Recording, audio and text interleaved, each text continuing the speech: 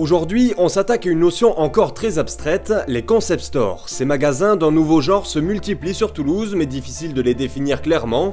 En effet, personne ne peut donner un cadre à ces établissements. Google lui-même réunit des dizaines de définitions, parfois très éloignées les unes des autres, sans pouvoir en faire ressortir une seule. Nous nous sommes arrêtés sur celle-ci.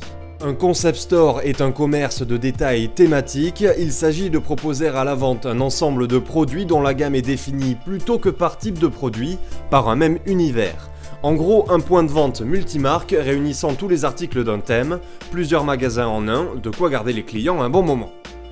Je pense que ça permet de vraiment s'adapter à la demande et on n'a pas toujours envie d'acheter par exemple que des vêtements et donc les personnes vont venir pour voir autre chose. Mais c'est vrai que de proposer une multitude d'offres, forcément on vient pour quelque chose et on peut repartir avec autre chose aussi. Mais ce n'est pas la seule différence avec les boutiques traditionnelles. Plutôt que de classer par catégorie, les produits sont ici mis en valeur et en situation, créant une atmosphère plus intimiste.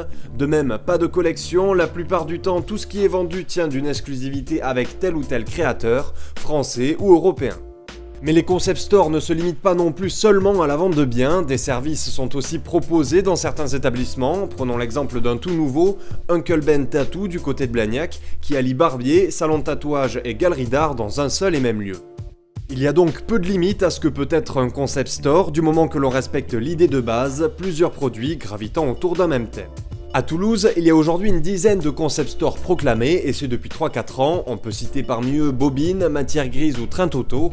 D'autres pourraient l'être, d'autres encore se revendiquent de cette appellation, sans vraiment y appartenir. Mais ça se comprend, les concept stores semblent être copieusement tournés vers le futur. Dans 20 ans, il se pourrait qu'on ne trouve plus que de ça. Entre biens et services, un nouveau mode de distribution et de consommation est né.